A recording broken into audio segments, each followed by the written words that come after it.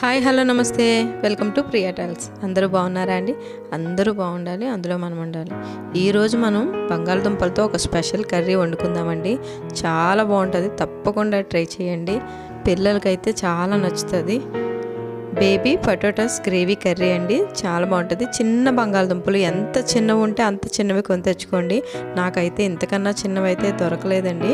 నాకు నిన్న మార్కెట్లో ఇంతకన్నా చిన్నవి అయితే కనిపించలేదు. ఇంకా ఉన్న వాటిలో చిన్నవి తెచ్చాను అనమాట.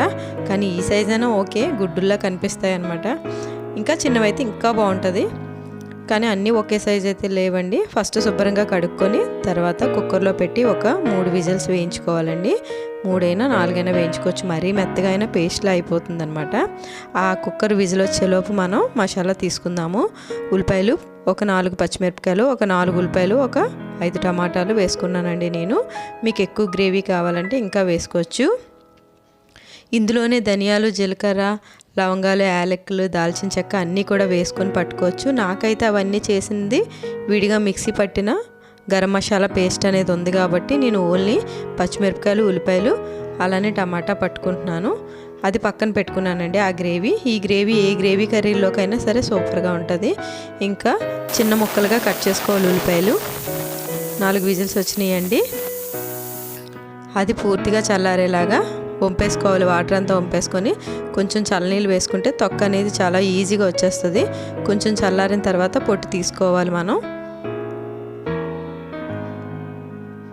పొట్టు అంతా తీసుకున్న తర్వాత బంగాళదుంపలకి ఒక స్టిక్ తీసుకొని ఇలా కన్నాలు పెట్టుకోవాలండి. హోల్స్ పెట్టుకోవడం వల్ల మనకి మనం ఏదైతే మసాలా చేసుకుంటామో కూర, ఆ గ్రేవీ అంతా లోపలికి వెళ్ళి పొటాటో చప్పగా అనిపించదు అనమాట. తర్వాత ఆయిల్ వేసుకున్నాను. ఆయిల్ హీట్ అయిన తర్వాత మనం పొట్టు తీసుకొని కన్నాలు పెట్టుకున్న బంగాళదుంపలన్నింటినీ వేసుకొని వేయించుకోవాలి.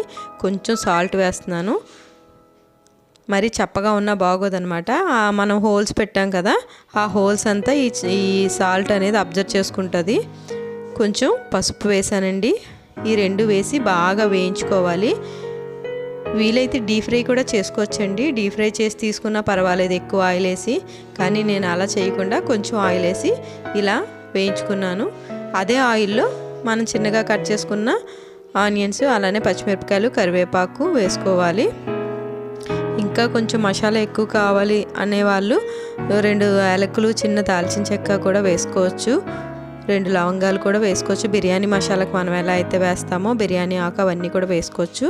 నేను ఇంకా అవేం వేయకుండా ఓన్లీ ఆనియన్స్ వేగిన తర్వాత ఇప్పుడు మనం పట్టుకున్నాం కదా ఉల్లిపాయలు, పచ్చిమిరపకాయలు, టమాటా గ్రేవీ అనేది పట్టుకున్నాం కదా, మిక్సీ పట్టుకున్నాం, ఆ గ్రేవీ యాడ్ చేశాను. ఇందులో కాజు కూడా వేసుకోవచ్చండి.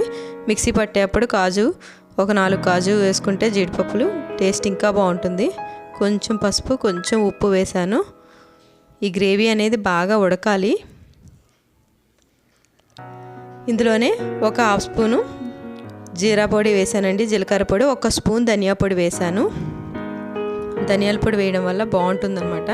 1 పెద్ద స్పూను కారం వేసాను. ఇది కొంచెం స్పైసీగా ఉంటేనే బాగుంటుందండి, ఎందుకంటే పొటాటో అనేది కొంచెం చప్పగా ఉంటుంది.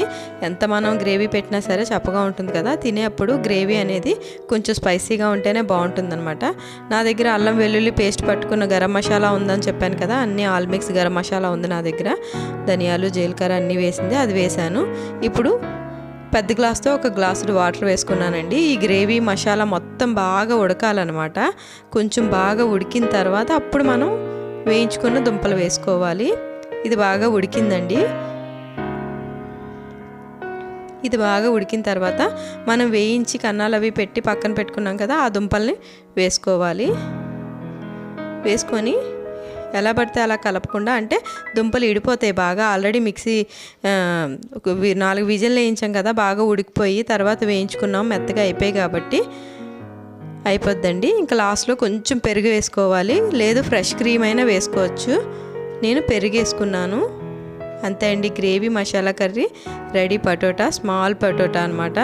చాలా బాగుంటాయి, తప్పకుండా ట్రై చేయండి. నా వీడియోస్ నచ్చితే తప్పకుండా లైక్ చేయండి, షేర్ చేయండి, కామెంట్ చేయండి, సబ్స్క్రైబ్ చేసుకోవడం మర్చిపోద్దండి.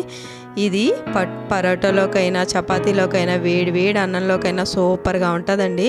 ఫైనల్గా కొంచెం కొత్తిమీర, కరివేపాకు గార్నిష్ చేసుకొని దించేసుకొని వేడి అన్నంతో తింటే చాలా బాగుంటుంది. తప్పకుండా ట్రై చేయండి, సూపర్గా ఉంటుంది. ఉంటానండి, bye, thank you, take care, bye.